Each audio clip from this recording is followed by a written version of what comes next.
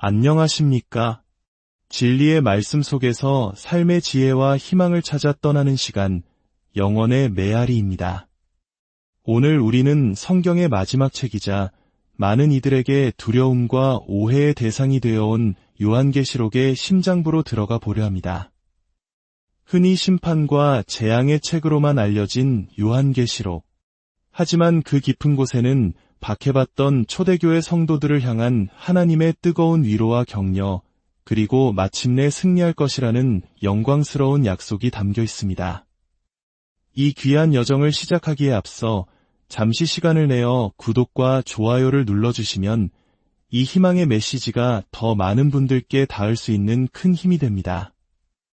여러분의 작은 손길이 하나님의 은혜가 흐르는 통로가 될 것입니다.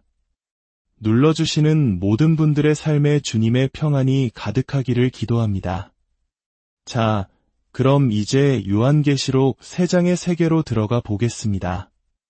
이 말씀이 기록될 당시 기독교인들은 로마 제국의 도미티아누스 황제 아래에서 극심한 박해를 받고 있었습니다.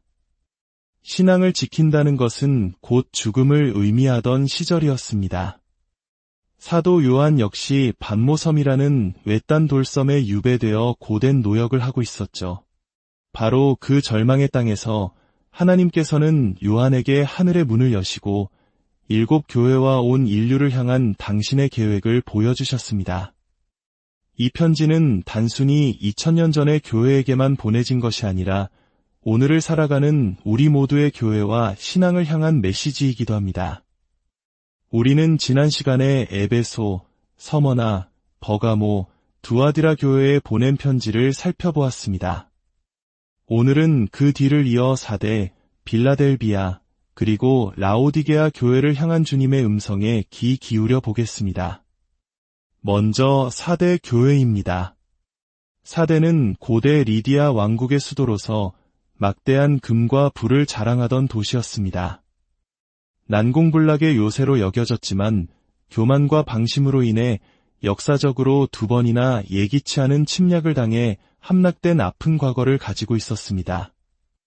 주님은 바로 이 사대 교회를 향해 이렇게 말씀하십니다. 사대 교회의 사자에게 편지하라.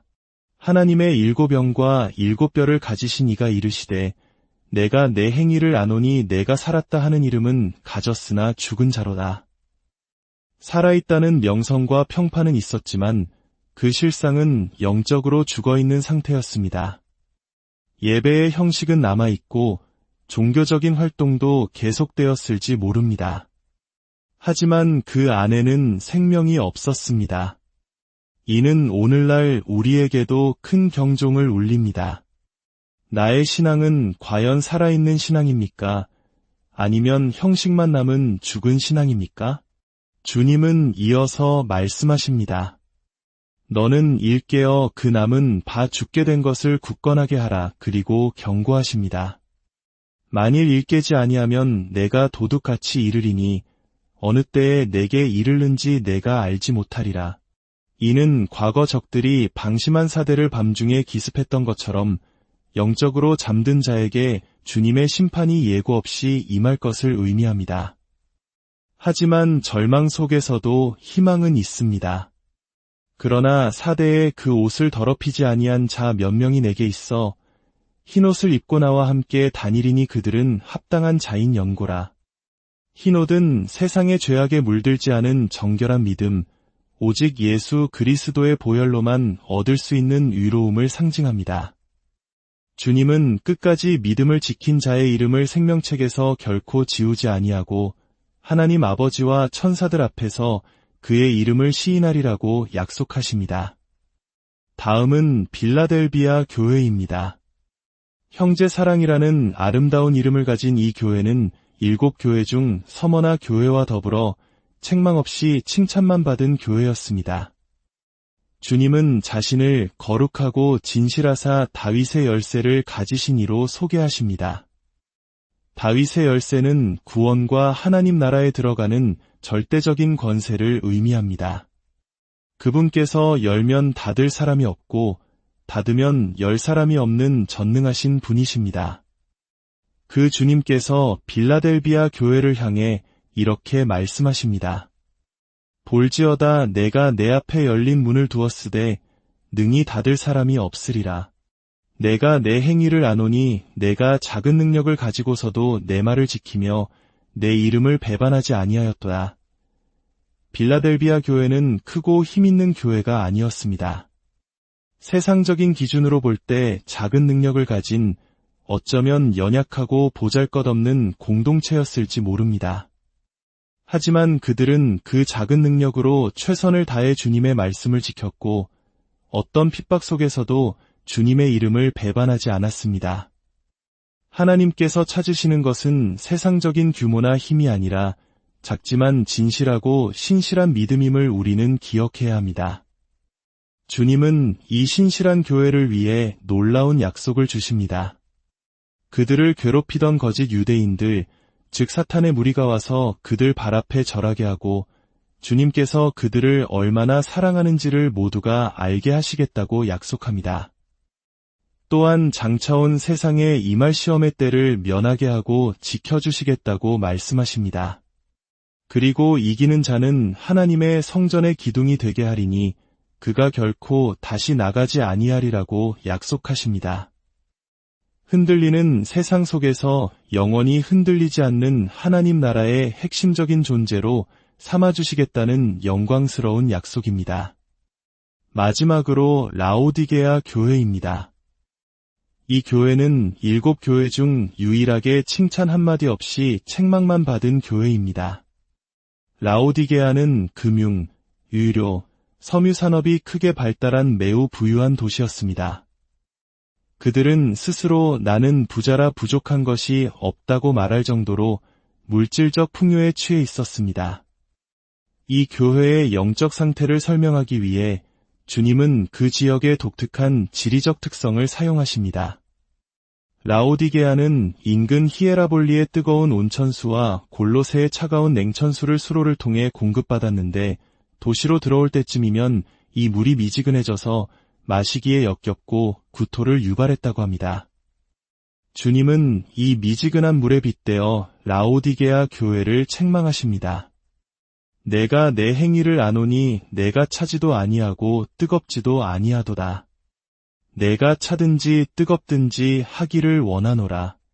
내가 이같이 미지근하여 뜨겁지도 아니하고 차지도 아니하니 내 입에서 너를 토하여 버리리라. 이것은 신앙의 회색지대를 의미합니다. 세상에도 속하지 않고 하나님께도 온전히 속하지 않은 어중간한 상태. 주일에는 교회를 가지만 세상에서는 세상의 방식대로 살아가는 모습. 이것이 바로 주님께서 가장 역겨워하시는 모습입니다. 그들은 물질적으로는 부유했지만 영적으로는 내 곤고한 것과 가련한 것과 가난한 것과 눈먼 것과 벌거벗은 것을 알지 못하는도다 라고 주님은 진단하십니다. 그래서 주님은 그들에게 처방을 내리십니다.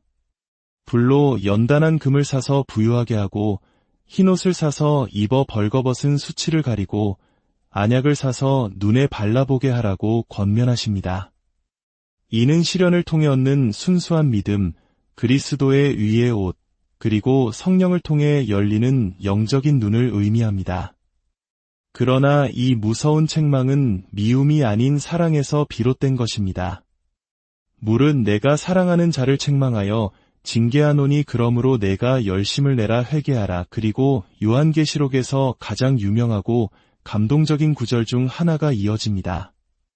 볼지어다 내가 문 밖에 서서 두드리노니 누구든지 내 음성을 듣고 문을 열면 내가 그에게로 들어가 그와 더불어 먹고 그는 나와 더불어 먹으리라. 전능하신 주님께서는 결코 우리의 마음의 문을 강제로 열지 않으십니다. 문 밖에서 인격적으로 기다리시며 우리가 스스로 마음을 열기를 기다리십니다. 우리가 마음의 문을 열 때 주님은 우리 안에 들어오셔서 가장 친밀한 교제를 나누기 원하십니다. 이제 요한은 땅의 교회를 향한 메시지를 다 듣고 하늘로 초청받습니다. 4장과 5장은 땅의 혼란과 박해와는 대조되는 눈부시고 장엄한 하늘 보좌의 예배 광경을 보여줍니다. 요한은 이리로 올라오라는 나팔 소리 같은 음성을 듣고 성령에 감동되어 하늘로 올라갑니다. 그곳에서 그는 벽옥과 홍보석 같은 광채가 나는 하나님의 보좌를 봅니다. 보좌 주위에는 무지개가 둘러있고 또 다른 24개의 보좌에는 흰옷을 입고 금관을 쓴 24장로들이 앉아 있습니다.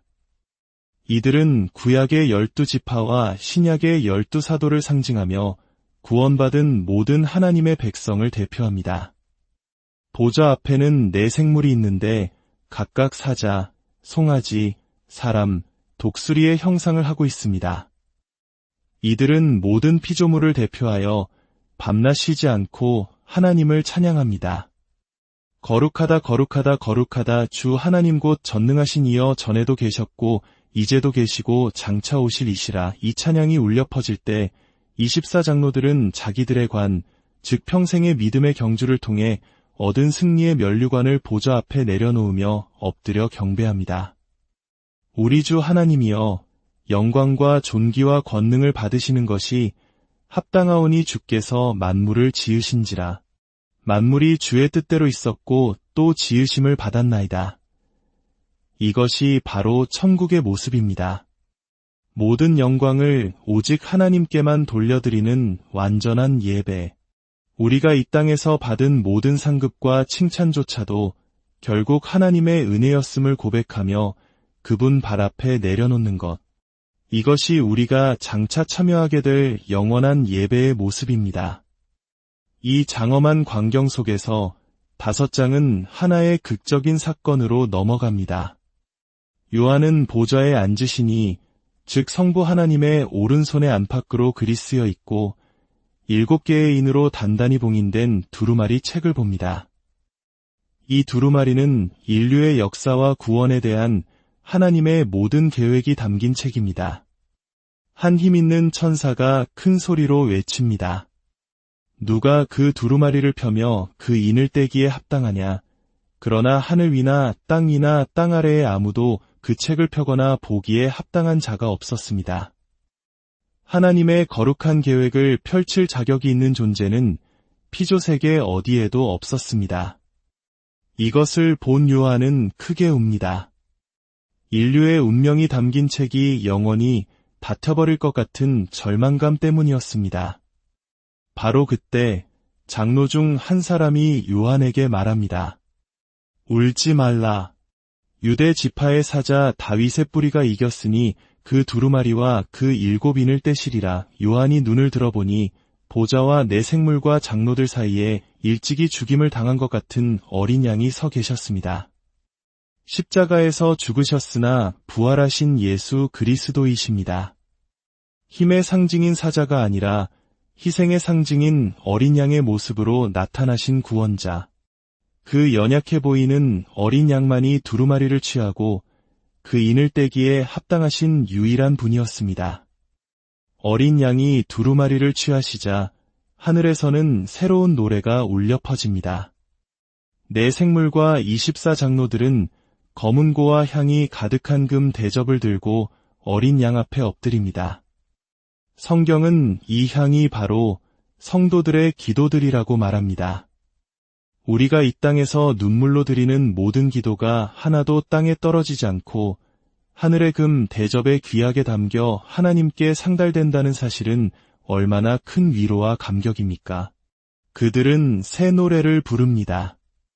두루마리를 가지시고 그 인봉을 떼기에 합당하시도다. 일찍이 죽임을 당하사 각 족속과 방언과 백성과 나라 가운데에서 사람들을 피로 사서 하나님께 드리시고 그들로 우리 하나님 앞에서 나라와 제사장들을 삼으셨으니 그들이 땅에서 왕 노릇하리로다. 이 찬양은 수천의 천사들의 합창으로 이어지고 마침내 하늘과 땅 아래와 바다 위에 있는 모든 피조물들의 거대한 찬양으로 확장됩니다. 보좌에 앉으신 이와 어린 양에게 찬송과 존귀와 영광과 권능을 세세토록 돌릴지어다. 요한계시록은 우리에게 분명히 말해줍니다. 이 세상의 역사는 혼돈과 우연의 연속이 아니라 하나님의 손에 들린 두루마리 책처럼 그분의 주권적인 계획 아래에 있습니다. 그리고 그 역사의 중심에는 십자가에서 죽으시고 부활하신 어린 양, 예수 그리스도가 계십니다. 오늘 우리가 살펴본 이 말씀들이 때로는 사대 교회처럼 영적으로 잠들어 있고, 때로는 라오디게아 교회처럼 세상의 풍요에 취해 미지근해지기 쉬운 우리의 신앙을 깨우는 강력한 음성이 되기를 소망합니다. 그리고 빌라델비아 교회처럼 작은 능력을 가졌을지라도 끝까지 주님의 말씀을 붙들고 그 이름을 배반하지 않는 신실한 믿음의 사람들이 되기를 바랍니다. 그리하여 마침내 하늘 보좌 앞에서 우리의 모든 면류관을 주님께 드리며 영원한 찬양에 동참하는 우리 모두가 되기를 주님의 이름으로. 안녕하십니까? 진리의 말씀 속에서 삶의 지혜와 희망을 찾아 떠나는 시간, 영원의 메아리입니다. 오늘 우리는 성경의 마지막 책이자 많은 이들에게 두려움과 오해의 대상이 되어온 요한계시록의 심장부로 들어가 보려 합니다. 흔히 심판과 재앙의 책으로만 알려진 요한계시록. 하지만 그 깊은 곳에는 박해받던 초대교회 성도들을 향한 하나님의 뜨거운 위로와 격려, 그리고 마침내 승리할 것이라는 영광스러운 약속이 담겨 있습니다. 이 귀한 여정을 시작하기에 앞서 잠시 시간을 내어 구독과 좋아요를 눌러주시면 이 희망의 메시지가 더 많은 분들께 닿을 수 있는 큰 힘이 됩니다. 여러분의 작은 손길이 하나님의 은혜가 흐르는 통로가 될 것입니다. 눌러주시는 모든 분들의 삶에 주님의 평안이 가득하기를 기도합니다. 자, 그럼 이제 요한계시록 3장의 세계로 들어가 보겠습니다. 이 말씀이 기록될 당시 기독교인들은 로마 제국의 도미티아누스 황제 아래에서 극심한 박해를 받고 있었습니다. 신앙을 지킨다는 것은 곧 죽음을 의미하던 시절이었습니다. 사도 요한 역시 반모섬이라는 외딴 돌섬에 유배되어 고된 노역을 하고 있었죠. 바로 그 절망의 땅에서 하나님께서는 요한에게 하늘의 문을 여시고 7 교회와 온 인류를 향한 당신의 계획을 보여주셨습니다. 이 편지는 단순히 2000년 전의 교회에게만 보내진 것이 아니라 오늘을 살아가는 우리 모두의 교회와 신앙을 향한 메시지이기도 합니다. 우리는 지난 시간에 에베소, 서머나, 버가모, 두아디라 교회에 보낸 편지를 살펴보았습니다. 오늘은 그 뒤를 이어 사대, 빌라델비아, 그리고 라오디게아 교회를 향한 주님의 음성에 귀 기울여 보겠습니다. 먼저 사대 교회입니다. 사대는 고대 리디아 왕국의 수도로서 막대한 금과 불을 자랑하던 도시였습니다. 난공불락의 요새로 여겨졌지만 교만과 방심으로 인해 역사적으로 2번이나 예기치 않은 침략을 당해 함락된 아픈 과거를 가지고 있었습니다. 주님은 바로 이 사대 교회를 향해 이렇게 말씀하십니다. 사대 교회의 사자에게 편지하라. 하나님의 7영과 7뼈를 가지신 이가 이르시되 내가 내 행위를 아노니 내가 살았다 하는 이름은 가졌으나 죽은 자로다. 살아있다는 명성과 평판은 있었지만 그 실상은 영적으로 죽어있는 상태였습니다. 예배의 형식은 남아있고 종교적인 활동도 계속되었을지 모릅니다. 하지만 그 안에는 생명이 없었습니다. 이는 오늘날 우리에게도 큰 경종을 울립니다. 나의 신앙은 과연 살아있는 신앙입니까? 아니면 형식만 남은 죽은 신앙입니까? 주님은 이어서 말씀하십니다. 너는 일깨어 그 남은 바 죽게 된 것을 굳건하게 하라. 그리고 경고하십니다. 만일 일깨지 아니하면 내가 도둑같이 이르리니 어느 때에 내게 이르는지 내가 알지 못하리라.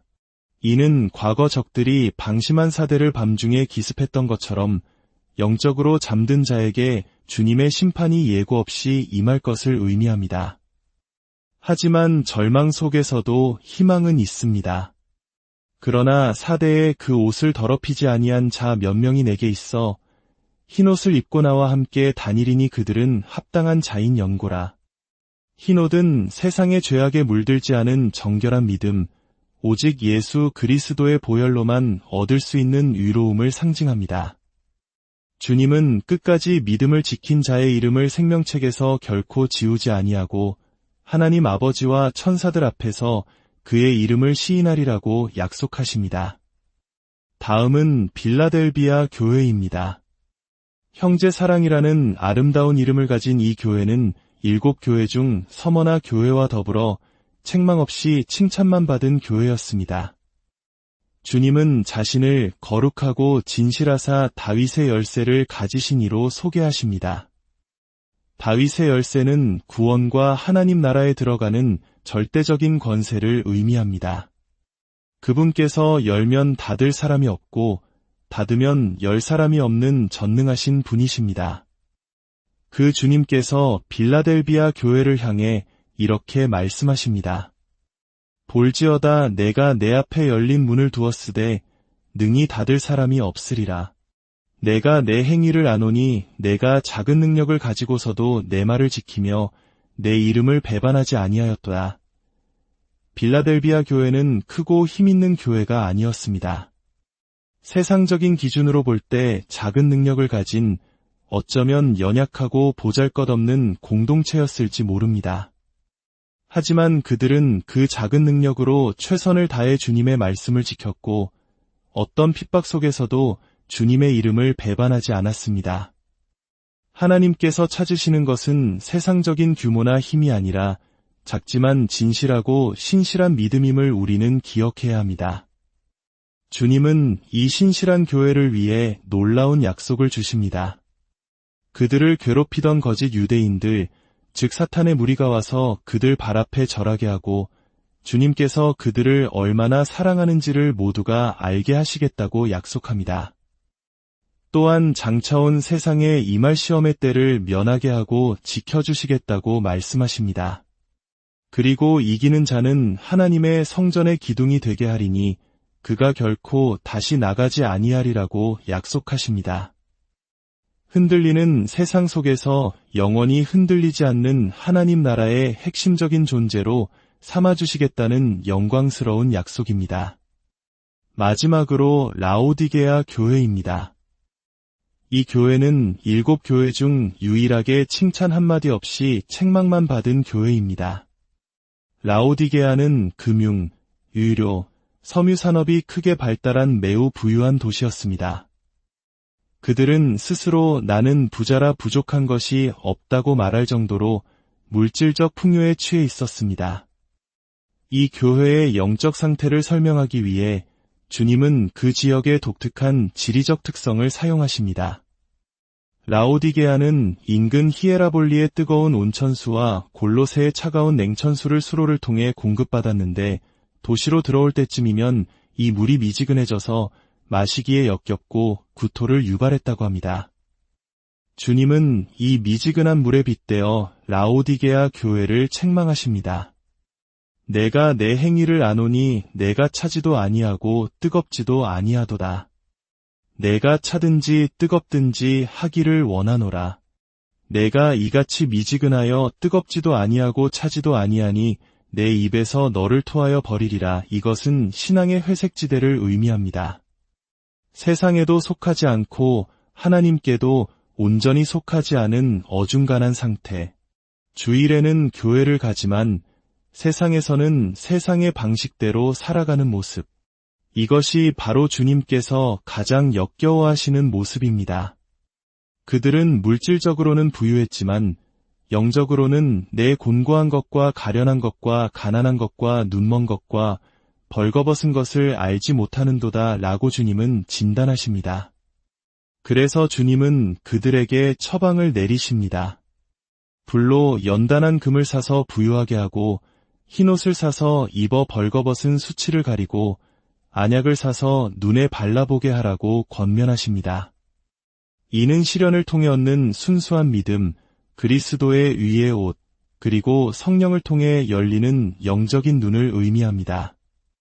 그러나 이 무서운 책망은 미움이 아닌 사랑에서 비롯된 것입니다.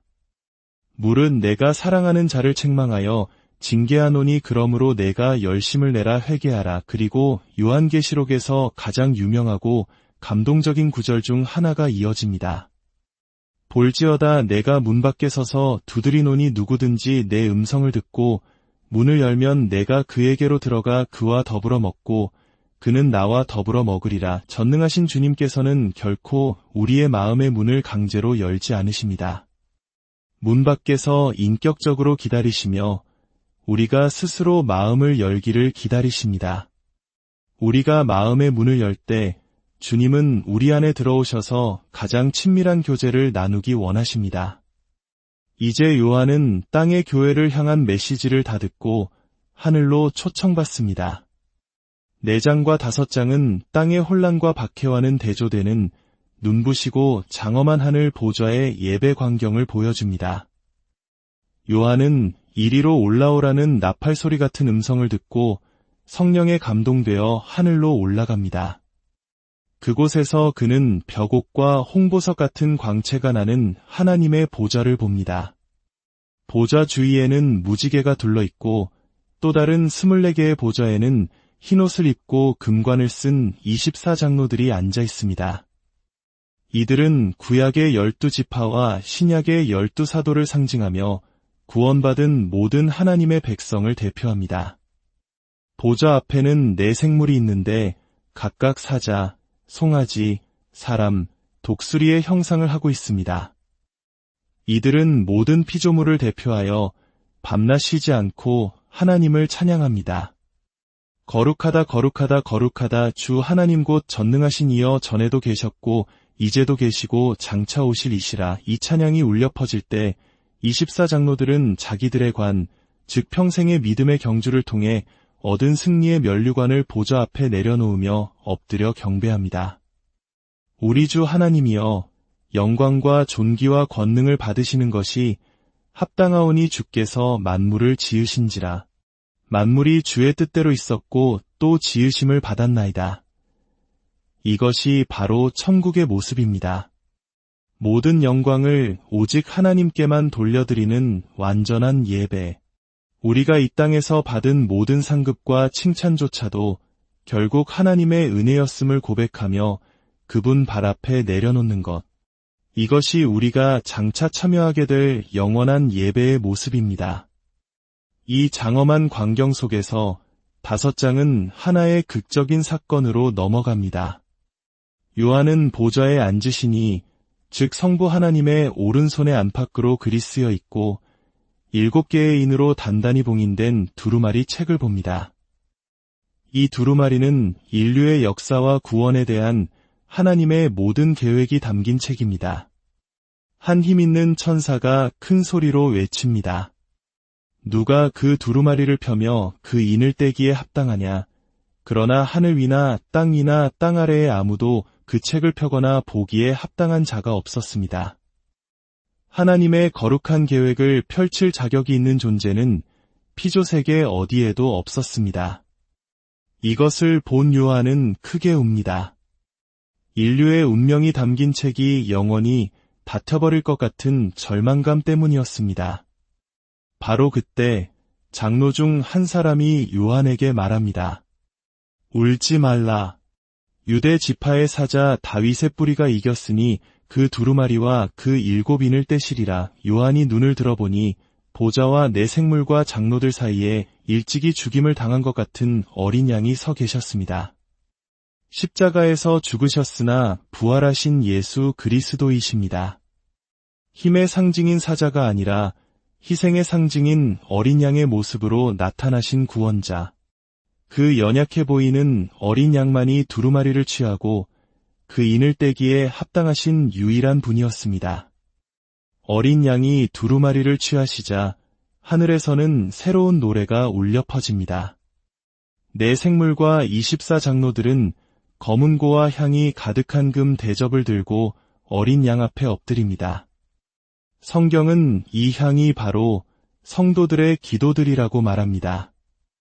우리가 이 땅에서 눈물로 드리는 모든 기도가 하나도 땅에 떨어지지 않고 하늘의 금 대접에 귀하게 담겨 하나님께 상달된다는 사실은 얼마나 큰 위로와 감격입니까? 그들은 새 노래를 부릅니다.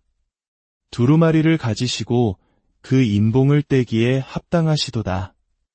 일찍이 죽임을 당하사 각 족속과 방언과 백성과 나라 가운데에서 사람들을 피로 사서 하나님께 드리시고 그들로 우리 하나님 앞에서 나라와 제사장들을 삼으셨으니 그들이 땅에서 왕 노릇하리로다.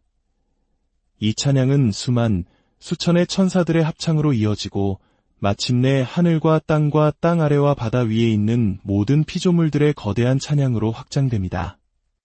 보좌에 앉으신 이와 어린 양에게 찬송과 존귀와 영광과 권능을 세세토록 돌릴지어다. 요한계시록은 우리에게 분명히 말해줍니다. 이 세상의 역사는 혼돈과 우연의 연속이 아니라 하나님의 손에 들린 두루마리 책처럼 그분의 주권적인 계획 아래에 있습니다. 그리고 그 역사의 중심에는 십자가에서 죽으시고 부활하신 어린 양, 예수 그리스도가 계십니다. 오늘 우리가 살펴본 이 말씀들이 때로는 사대 교회처럼 영적으로 잠들어 있고 때로는 라오디게아 교회처럼 세상의 풍요에 취해 미지근해지기 쉬운 우리의 신앙을 깨우는 강력한 음성이 되기를 소망합니다. 그리고 빌라델비아 교회처럼 작은 능력을 가졌을지라도 끝까지 주님의 말씀을 붙들고 그 이름을 배반하지 않는 신실한 믿음의 사람들이 되기를 바랍니다. 그리하여 마침내 하늘 보좌 앞에서 우리의 모든 면류관을 주님께 드리며 영원한 찬양에 동참하는 우리 모두가 되기를 주님의 이름으로. 안녕하십니까? 진리의 말씀 속에서 삶의 지혜와 희망을 찾아 떠나는 시간, 영원의 메아리입니다. 오늘 우리는 성경의 마지막 책이자 많은 이들에게 두려움과 오해의 대상이 되어온 요한계시록의 심장부로 들어가 보려 합니다.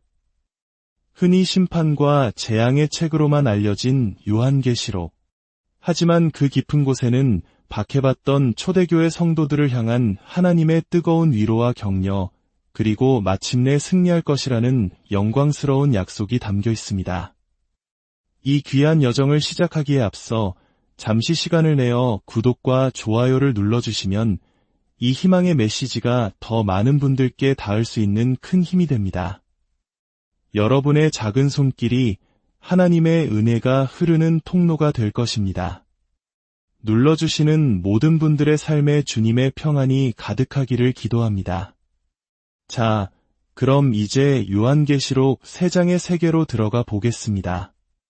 이 말씀이 기록될 당시 기독교인들은 로마 제국의 도미티아누스 황제 아래에서 극심한 박해를 받고 있었습니다.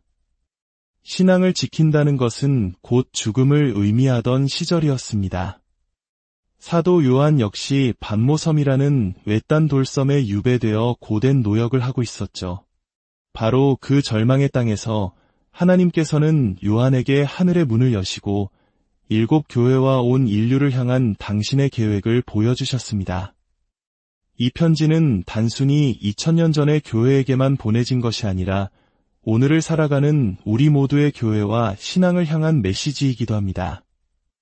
우리는 지난 시간에 에베소, 서머나, 버가모, 두아디라 교회에 보낸 편지를 살펴보았습니다. 오늘은 그 뒤를 이어 사대, 빌라델비아, 그리고 라오디게아 교회를 향한 주님의 음성에 귀 기울여 보겠습니다. 먼저 사대 교회입니다. 사대는 고대 리디아 왕국의 수도로서 막대한 금과 불을 자랑하던 도시였습니다. 난공불락의 요새로 여겨졌지만 교만과 방심으로 인해 역사적으로 2번이나 예기치 않은 침략을 당해 함락된 아픈 과거를 가지고 있었습니다. 주님은 바로 이 사대 교회를 향해 이렇게 말씀하십니다. 사대 교회의 사자에게 편지하라. 하나님의 7영과 7뼈를 가지신 이가 이르시되 내가 내 행위를 아노니 내가 살았다 하는 이름은 가졌으나 죽은 자로다. 살아있다는 명성과 평판은 있었지만 그 실상은 영적으로 죽어있는 상태였습니다. 예배의 형식은 남아있고 종교적인 활동도 계속되었을지 모릅니다. 하지만 그 안에는 생명이 없었습니다. 이는 오늘날 우리에게도 큰 경종을 울립니다. 나의 신앙은 과연 살아있는 신앙입니까? 아니면 형식만 남은 죽은 신앙입니까? 주님은 이어서 말씀하십니다. 너는 일 깨어 그 남은 바 죽게 된 것을 굳건하게 하라. 그리고 경고하십니다. 만일 일 깨지 아니하면 내가 도둑같이 이르리니 어느 때에 내게 이르는지 내가 알지 못하리라. 이는 과거 적들이 방심한 사대를 밤중에 기습했던 것처럼 영적으로 잠든 자에게 주님의 심판이 예고 없이 임할 것을 의미합니다. 하지만 절망 속에서도 희망은 있습니다. 그러나 사대에 그 옷을 더럽히지 아니한 자 몇 명이 내게 있어 흰옷을 입고 나와 함께 다니리니 그들은 합당한 자인 연고라. 흰옷은 세상의 죄악에 물들지 않은 정결한 믿음, 오직 예수 그리스도의 보혈로만 얻을 수 있는 의로움을 상징합니다. 주님은 끝까지 믿음을 지킨 자의 이름을 생명책에서 결코 지우지 아니하고 하나님 아버지와 천사들 앞에서 그의 이름을 시인하리라고 약속하십니다. 다음은 빌라델비아 교회입니다. 형제 사랑이라는 아름다운 이름을 가진 이 교회는 7교회 중 서머나 교회와 더불어 책망 없이 칭찬만 받은 교회였습니다. 주님은 자신을 거룩하고 진실하사 다윗의 열쇠를 가지신 이로 소개하십니다. 다윗의 열쇠는 구원과 하나님 나라에 들어가는 절대적인 권세를 의미합니다. 그분께서 열면 닫을 사람이 없고 닫으면 열 사람이 없는 전능하신 분이십니다. 그 주님께서 빌라델비아 교회를 향해 이렇게 말씀하십니다. 볼지어다 내가 내 앞에 열린 문을 두었으되 능히 닫을 사람이 없으리라. 내가 내 행위를 아노니 내가 작은 능력을 가지고서도 내 말을 지키며 내 이름을 배반하지 아니하였도다. 빌라델비아 교회는 크고 힘있는 교회가 아니었습니다. 세상적인 기준으로 볼 때 작은 능력을 가진 어쩌면 연약하고 보잘것없는 공동체였을지 모릅니다. 하지만 그들은 그 작은 능력으로 최선을 다해 주님의 말씀을 지켰고 어떤 핍박 속에서도 주님의 이름을 배반하지 않았습니다. 하나님께서 찾으시는 것은 세상적인 규모나 힘이 아니라 작지만 진실하고 신실한 믿음임을 우리는 기억해야 합니다. 주님은 이 신실한 교회를 위해 놀라운 약속을 주십니다. 그들을 괴롭히던 거짓 유대인들, 즉 사탄의 무리가 와서 그들 발 앞에 절하게 하고 주님께서 그들을 얼마나 사랑하는지를 모두가 알게 하시겠다고 약속합니다. 또한 장차온 세상에 임할 시험의 때를 면하게 하고 지켜주시겠다고 말씀하십니다. 그리고 이기는 자는 하나님의 성전의 기둥이 되게 하리니 그가 결코 다시 나가지 아니하리라고 약속하십니다. 흔들리는 세상 속에서 영원히 흔들리지 않는 하나님 나라의 핵심적인 존재로 삼아주시겠다는 영광스러운 약속입니다. 마지막으로 라오디게아 교회입니다. 이 교회는 7교회 중 유일하게 칭찬 한마디 없이 책망만 받은 교회입니다. 라오디게아는 금융, 의료, 섬유 산업이 크게 발달한 매우 부유한 도시였습니다. 그들은 스스로 나는 부자라 부족한 것이 없다고 말할 정도로 물질적 풍요에 취해 있었습니다. 이 교회의 영적 상태를 설명하기 위해 주님은 그 지역의 독특한 지리적 특성을 사용하십니다. 라오디게아는 인근 히에라볼리의 뜨거운 온천수와 골로새의 차가운 냉천수를 수로를 통해 공급받았는데 도시로 들어올 때쯤이면 이 물이 미지근해져서 마시기에 역겹고 구토를 유발했다고 합니다. 주님은 이 미지근한 물에 빗대어 라오디게아 교회를 책망하십니다. 내가 내 행위를 아노니 내가 차지도 아니하고 뜨겁지도 아니하도다. 내가 차든지 뜨겁든지 하기를 원하노라. 내가 이같이 미지근하여 뜨겁지도 아니하고 차지도 아니하니 내 입에서 너를 토하여 버리리라. 이것은 신앙의 회색지대를 의미합니다. 세상에도 속하지 않고 하나님께도 온전히 속하지 않은 어중간한 상태. 주일에는 교회를 가지만 세상에서는 세상의 방식대로 살아가는 모습. 이것이 바로 주님께서 가장 역겨워하시는 모습입니다. 그들은 물질적으로는 부유했지만 영적으로는 내 곤고한 것과 가련한 것과 가난한 것과 눈먼 것과 벌거벗은 것을 알지 못하는도다 라고 주님은 진단하십니다. 그래서 주님은 그들에게 처방을 내리십니다. 불로 연단한 금을 사서 부유하게 하고 흰옷을 사서 입어 벌거벗은 수치를 가리고 안약을 사서 눈에 발라보게 하라고 권면하십니다. 이는 시련을 통해 얻는 순수한 믿음, 그리스도의 의의 옷, 그리고 성령을 통해 열리는 영적인 눈을 의미합니다. 그러나 이 무서운 책망은 미움이 아닌 사랑에서 비롯된 것입니다. 물은 내가 사랑하는 자를 책망하여 징계하노니 그러므로 내가 열심을 내라 회개하라. 그리고 요한계시록에서 가장 유명하고 감동적인 구절 중 하나가 이어집니다. 볼지어다 내가 문 밖에 서서 두드리노니 누구든지 내 음성을 듣고 문을 열면 내가 그에게로 들어가 그와 더불어 먹고 그는 나와 더불어 먹으리라. 전능하신 주님께서는 결코 우리의 마음의 문을 강제로 열지 않으십니다. 문 밖에서 인격적으로 기다리시며 우리가 스스로 마음을 열기를 기다리십니다. 우리가 마음의 문을 열 때 주님은 우리 안에 들어오셔서 가장 친밀한 교제를 나누기 원하십니다. 이제 요한은 땅의 교회를 향한 메시지를 다 듣고 하늘로 초청받습니다. 4장과 5장은 땅의 혼란과 박해와는 대조되는 눈부시고 장엄한 하늘 보좌의 예배 광경을 보여줍니다. 요한은 이리로 올라오라는 나팔 소리 같은 음성을 듣고 성령에 감동되어 하늘로 올라갑니다. 그곳에서 그는 벽옥과 홍보석 같은 광채가 나는 하나님의 보좌를 봅니다. 보좌 주위에는 무지개가 둘러있고 또 다른 24개의 보좌에는 흰옷을 입고 금관을 쓴 24장로들이 앉아 있습니다. 이들은 구약의 12지파와 신약의 12사도를 상징하며 구원받은 모든 하나님의 백성을 대표합니다. 보좌 앞에는 4생물이 있는데 각각 사자, 송아지, 사람, 독수리의 형상을 하고 있습니다. 이들은 모든 피조물을 대표하여 밤낮 쉬지 않고 하나님을 찬양합니다. 거룩하다 거룩하다 거룩하다 주 하나님 곧 전능하신 이여 전에도 계셨고 이제도 계시고 장차 오실 이시라. 이 찬양이 울려 퍼질 때 24장로들은 자기들의 관, 즉 평생의 믿음의 경주를 통해 얻은 승리의 면류관을 보좌 앞에 내려놓으며 엎드려 경배합니다.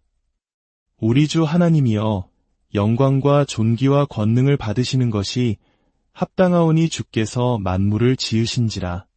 만물이 주의 뜻대로 있었고 또 지으심을 받았나이다. 이것이 바로 천국의 모습입니다. 모든 영광을 오직 하나님께만 돌려드리는 완전한 예배. 우리가 이 땅에서 받은 모든 상급과 칭찬조차도 결국 하나님의 은혜였음을 고백하며 그분 발 앞에 내려놓는 것. 이것이 우리가 장차 참여하게 될 영원한 예배의 모습입니다. 이 장엄한 광경 속에서 5장은 하나의 극적인 사건으로 넘어갑니다. 요한은 보좌에 앉으시니 즉 성부 하나님의 오른손의 안팎으로 글이 쓰여 있고 7개의 인으로 단단히 봉인된 두루마리 책을 봅니다. 이 두루마리는 인류의 역사와 구원에 대한 하나님의 모든 계획이 담긴 책입니다. 한 힘있는 천사가 큰 소리로 외칩니다. 누가 그 두루마리를 펴며 그 인을 떼기에 합당하냐? 그러나 하늘 위나 땅 위나 땅 아래에 아무도 그 책을 펴거나 보기에 합당한 자가 없었습니다. 하나님의 거룩한 계획을 펼칠 자격이 있는 존재는 피조세계 어디에도 없었습니다. 이것을 본 요한은 크게 웁니다. 인류의 운명이 담긴 책이 영원히 닫혀버릴 것 같은 절망감 때문이었습니다. 바로 그때 장로 중 한 사람이 요한에게 말합니다. 울지 말라. 유대 지파의 사자 다윗의 뿌리가 이겼으니 그 두루마리와 그 7인을 떼시리라. 요한이 눈을 들어보니 보좌와 4생물과 장로들 사이에 일찍이 죽임을 당한 것 같은 어린 양이 서 계셨습니다. 십자가에서 죽으셨으나 부활하신 예수 그리스도이십니다. 힘의 상징인 사자가 아니라 희생의 상징인 어린 양의 모습으로 나타나신 구원자.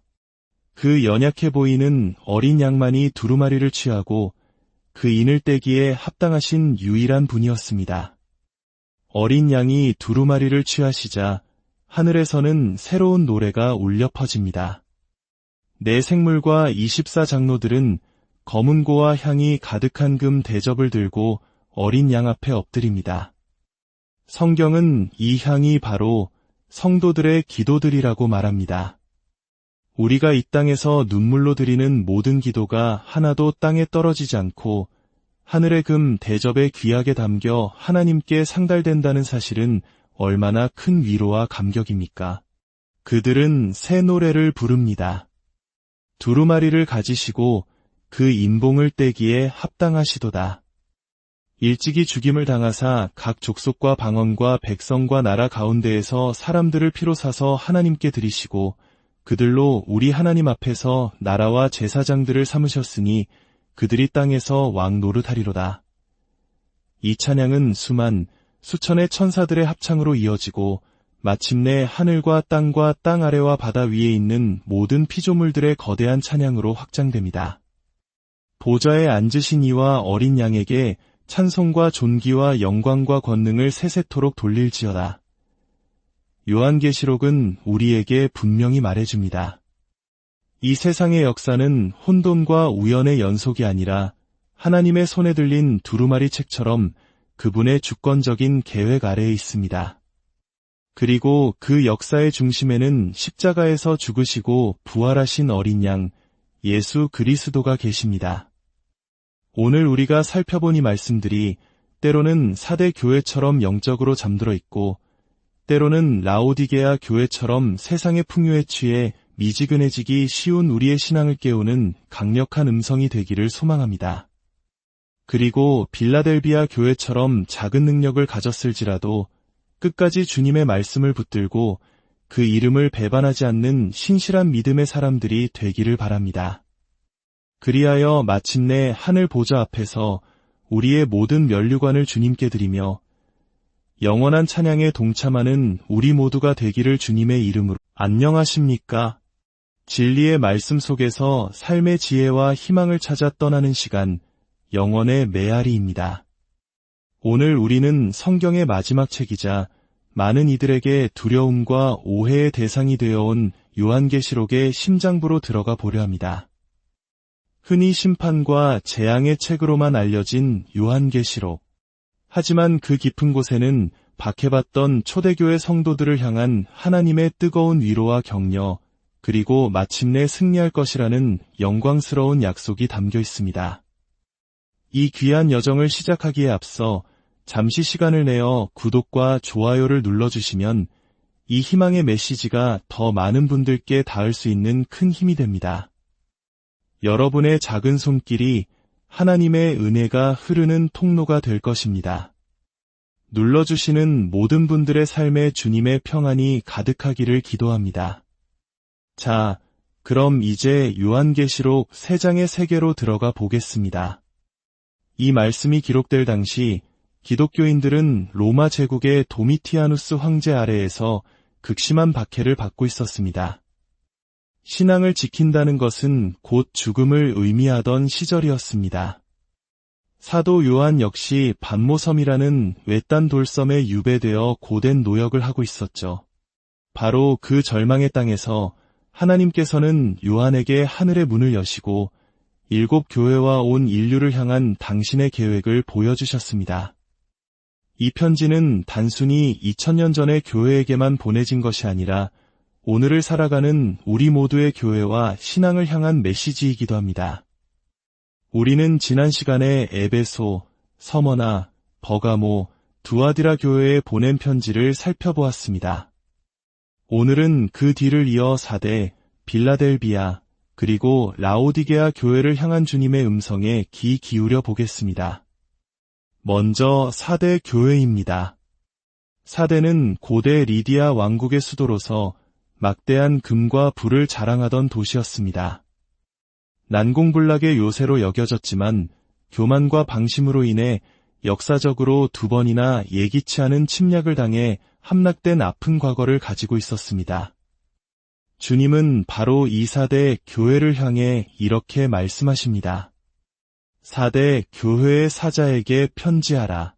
하나님의 7영과 7뼈를 가지신 이가 이르시되 내가 내 행위를 아노니 내가 살았다 하는 이름은 가졌으나 죽은 자로다. 살아있다는 명성과 평판은 있었지만 그 실상은 영적으로 죽어있는 상태였습니다. 예배의 형식은 남아있고 종교적인 활동도 계속되었을지 모릅니다. 하지만 그 안에는 생명이 없었습니다. 이는 오늘날 우리에게도 큰 경종을 울립니다. 나의 신앙은 과연 살아있는 신앙입니까? 아니면 형식만 남은 죽은 신앙입니까? 주님은 이어서 말씀하십니다. 너는 일깨어 그 남은 바 죽게 된 것을 굳건하게 하라. 그리고 경고하십니다.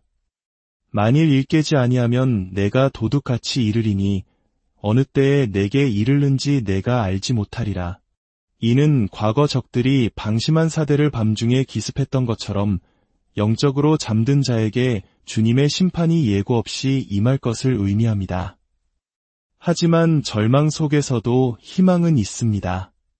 그러나 사대에 그 옷을 더럽히지 아니한 자 몇 명이 내게 있어 흰옷을 입고 나와 함께 다니리니 그들은 합당한 자인 연고라. 흰옷은 세상의 죄악에 물들지 않은 정결한 믿음, 오직 예수 그리스도의 보혈로만 얻을 수 있는 위로움을 상징합니다. 주님은 끝까지 믿음을 지킨 자의 이름을 생명책에서 결코 지우지 아니하고 하나님 아버지와 천사들 앞에서 그의 이름을 시인하리라고 약속하십니다. 다음은 빌라델비아 교회입니다. 형제 사랑이라는 아름다운 이름을 가진 이 교회는 7교회 중 서머나 교회와 더불어 책망 없이 칭찬만 받은 교회였습니다. 주님은 자신을 거룩하고 진실하사 다윗의 열쇠를 가지신 이로 소개하십니다. 다윗의 열쇠는 구원과 하나님 나라에 들어가는 절대적인 권세를 의미합니다. 그분께서 열면 닫을 사람이 없고 닫으면 열 사람이 없는 전능하신 분이십니다. 그 주님께서 빌라델비아 교회를 향해 이렇게 말씀하십니다. 볼지어다 내가 내 앞에 열린 문을 두었으되 능히 닫을 사람이 없으리라. 내가 내 행위를 아노니 내가 작은 능력을 가지고서도 내 말을 지키며 내 이름을 배반하지 아니하였도다. 빌라델비아 교회는 크고 힘있는 교회가 아니었습니다. 세상적인 기준으로 볼 때 작은 능력을 가진 어쩌면 연약하고 보잘것없는 공동체였을지 모릅니다. 하지만 그들은 그 작은 능력으로 최선을 다해 주님의 말씀을 지켰고 어떤 핍박 속에서도 주님의 이름을 배반하지 않았습니다. 하나님께서 찾으시는 것은 세상적인 규모나 힘이 아니라 작지만 진실하고 신실한 믿음임을 우리는 기억해야 합니다.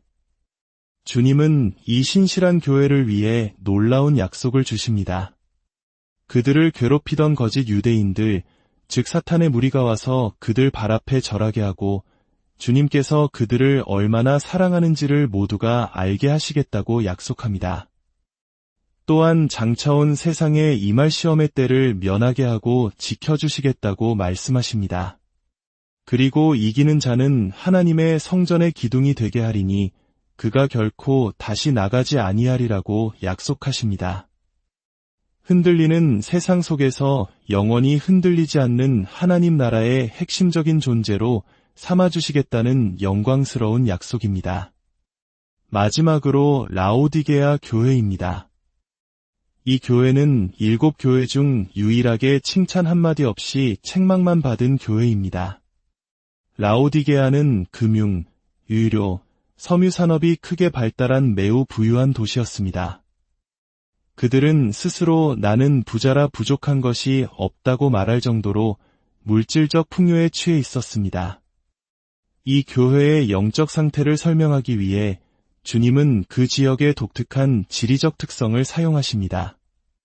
라오디게아는 인근 히에라볼리의 뜨거운 온천수와 골로새의 차가운 냉천수를 수로를 통해 공급받았는데 도시로 들어올 때쯤이면 이 물이 미지근해져서 마시기에 역겹고 구토를 유발했다고 합니다.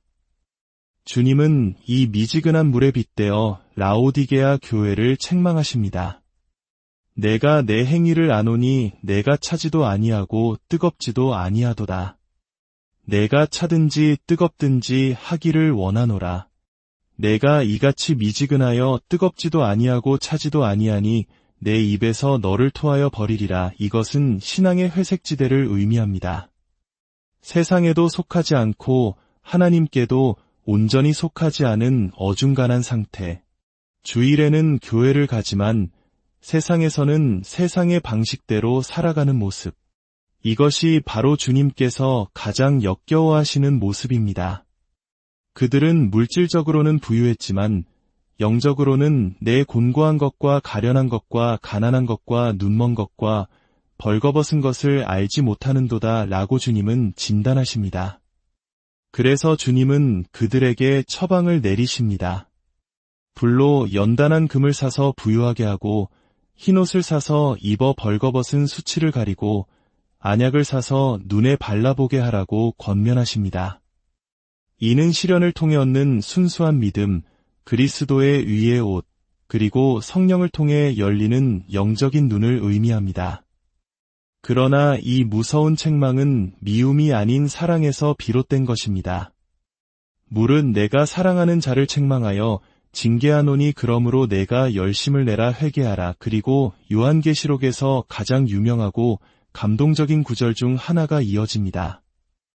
볼지어다 내가 문 밖에 서서 두드리노니 누구든지 내 음성을 듣고 문을 열면 내가 그에게로 들어가 그와 더불어 먹고 그는 나와 더불어 먹으리라. 전능하신 주님께서는 결코 우리의 마음의 문을 강제로 열지 않으십니다. 문 밖에서 인격적으로 기다리시며 우리가 스스로 마음을 열기를 기다리십니다. 우리가 마음의 문을 열 때 주님은 우리 안에 들어오셔서 가장 친밀한 교제를 나누기 원하십니다. 이제 요한은 땅의 교회를 향한 메시지를 다 듣고 하늘로 초청받습니다. 4장과 5장은 땅의 혼란과 박해와는 대조되는 눈부시고 장엄한 하늘 보좌의 예배 광경을 보여줍니다.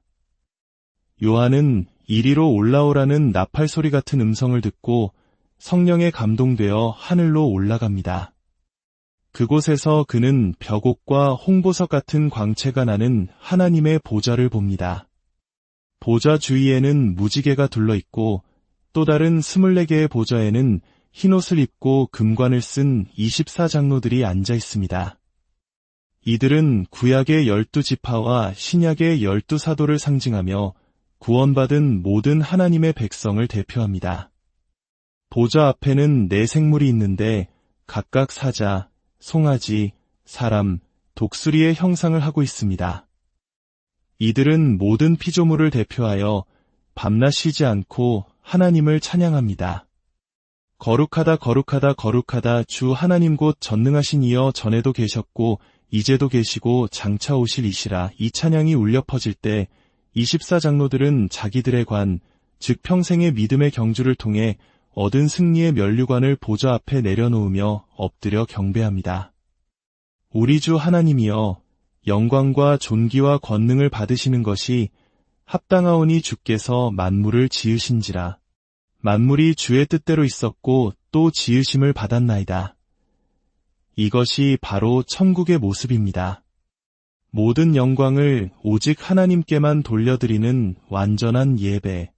우리가 이 땅에서 받은 모든 상급과 칭찬조차도 결국 하나님의 은혜였음을 고백하며 그분 발 앞에 내려놓는 것. 이것이 우리가 장차 참여하게 될 영원한 예배의 모습입니다. 이 장엄한 광경 속에서 5장은 하나의 극적인 사건으로 넘어갑니다.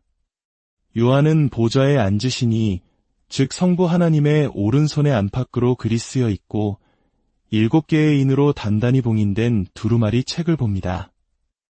이 두루마리는 인류의 역사와 구원에 대한 하나님의 모든 계획이 담긴 책입니다. 한 힘있는 천사가 큰 소리로 외칩니다. 누가 그 두루마리를 펴며 그 인을 떼기에 합당하냐? 그러나 하늘 위나 땅 위나 땅 아래에 아무도 그 책을 펴거나 보기에 합당한 자가 없었습니다. 하나님의 거룩한 계획을 펼칠 자격이 있는 존재는 피조세계 어디에도 없었습니다. 이것을 본 요한은 크게 웁니다. 인류의 운명이 담긴 책이 영원히 닫혀버릴 것 같은 절망감 때문이었습니다. 바로 그때 장로 중 한 사람이 요한에게 말합니다.